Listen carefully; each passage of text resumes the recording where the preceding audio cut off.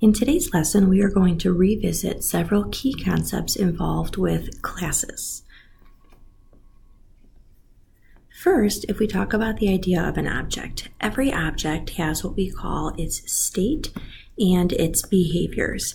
The state are essentially any characteristics or attributes that the object might have, and the behavior are things that it can do. So when we think of state, we want to think about those variables, which we will define, and the behavior are going to be the methods that the class will have. And it's important to note that the behavior or methods that we invoke on an object can change its state. When we think about a class is essentially a blueprint of an object. There is no memory space for the actual class itself.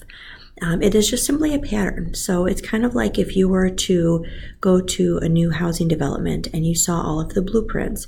Just because they had several blueprints does not necessarily mean that they have all of the houses built.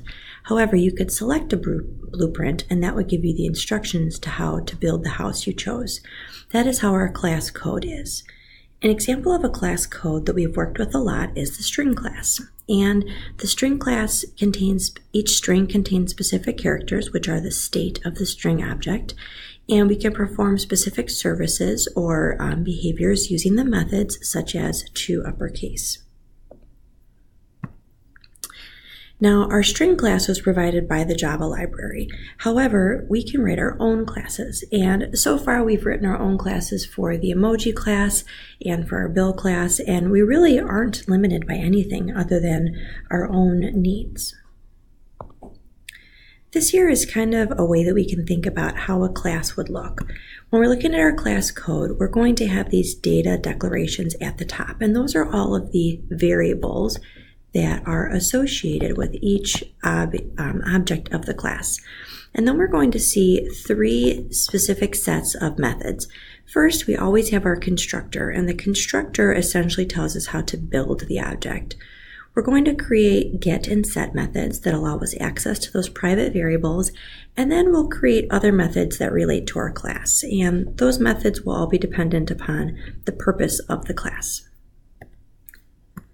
One of the ideas that we talk about is scope, and scope essentially tells you which areas of the program that the data can be used or referenced. So data that's declared at the class level, meaning that it's in that class file, for example, bill.java, can be used by all methods in the class. So these are the variables that are declared inside the class curly braces, but not inside any other curly braces. And we can think of these like global variables because they have global scope within that class code. Now, if we create a variable within a method, then that method can only be used in the method. And we say that that variable lives and dies in the method. And it's that reason why we pass values in as parameters and return values to allow us to communicate outside of the method. And when we have these variables that are declared in a method, we call this local data or local variables. Now, instance data, these are essentially the variables that are created for every object that we build. So if you think about our bill class, we had the name of the company that was making the reservation, the number of adults. Those are all of the variables that every single bill object would contain. This is what we call our instance data or our instance variables. When we write our class code, no actual space in memory is used yet. Nothing is used until we use this new operator to actually create a new object. And once we create a new object, so once we made a new bill or a new bank account, in that case, every instance variable is created because that class code was a blueprint for what we would need. So when we said new, then that essentially told the computer to go ahead and create all of those variables that we requested. And when we call this new operator, what happens is that Java is going to call the constructor for the class. And remember, the constructor helps us know how to build our object.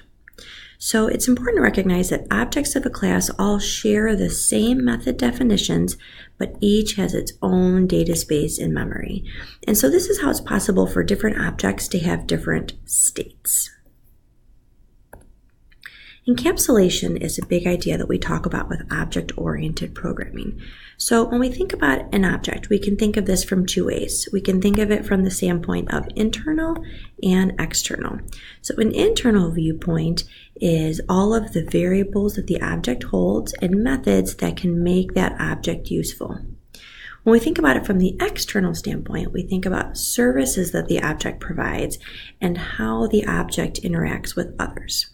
So we think of this like as an encapsulated entity, meaning that we are on a need-to-know basis. You do not need to know how the code works in order to use it. Okay, we just simply have to know what methods to call. And those methods that we call these services are what we consider the public interface of the object, meaning how others interact with our object when they are not allowed to see the specific code that we have. We say that an object should be self-governing, meaning that it basically takes care of itself. If we want to make any changes to the object's state, this should be done only with the object's methods, essentially saying that we are approving how those values are being changed. And because of this, we want to make it almost impossible for others to access the variables other than using its methods.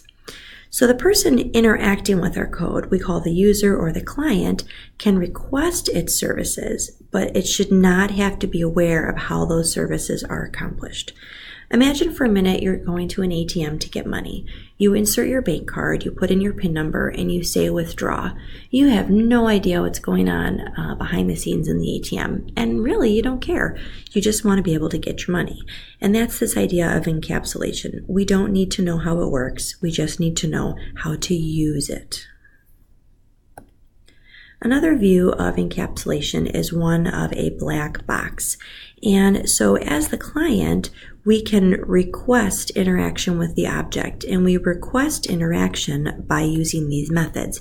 And then the methods themselves will interact with the data and send information back, and then that information via the methods will come back to the client. So we are essentially keeping all of the inner workings private to a sense, and as long as the client knows how to interact with the methods, that's all that they need to know.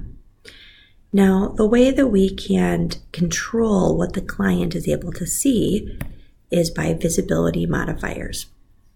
And these visibility modifiers essentially tell us what the user can see. We have final, public, and private. And final is used for a constant. Public is used to allow access from outside programs, and private only allows access within that class code. So within those curly braces of that class definition. There is a fourth word, protected, which is not part of the class curriculum, but we will mention it second semester. Now, members of the class are declared with public visibility, and they can be accessed anywhere. So anything that you make public would violate that encapsulation if it was an instance variable. We don't want someone to have free reign on our variables. So we want to make them private so that way they can only be accessed from inside the class. Again, that whole need to know basis.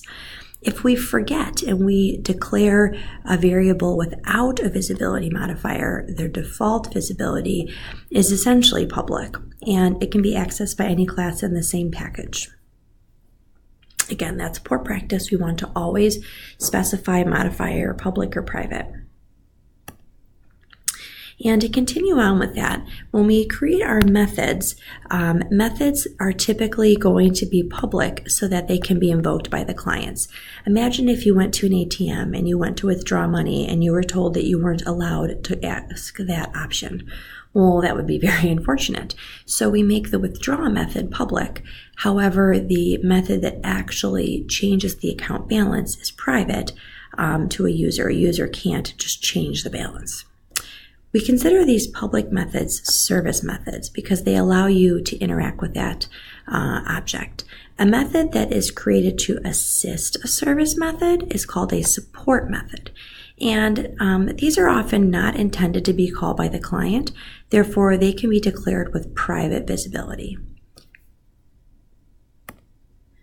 So if we take a look at this diagram here, this essentially tells us how we should declare everything. We have our variables and we have our modifiers. So for variables and methods, if our variables are declared as public, that violates encapsulation. That is bad. If they're private, that's good, enforces encapsulation. In terms of our methods, if they're public, these are providing services to clients, and if they're private, they are providing support to other methods in the class. So those are essentially those helper methods. They can only be invoked within the class code. The last thing that we're going to talk about today is the ToString method. And we've seen this earlier in the semester, and essentially the ToString method, its purpose is to print an object state by putting the identifier in the print command. So what do we mean by that? If I have, in this case, I have a student object called John, and if I simply print John, what's going to happen is the computer will automatically call the ToString method. And this makes it so that we can easily print out specific details about the student without having to do, multiple get statements. John.getName plus John.getID, etc. If no ToString method is defined, then what ends up happening is that the object's address in computer memory is printed, which isn't what we want. It would, look something like the @ and then we'd see, not an H. We would see a whole bunch of letters and characters for the hex code of the address in memory. All right, that is it for today.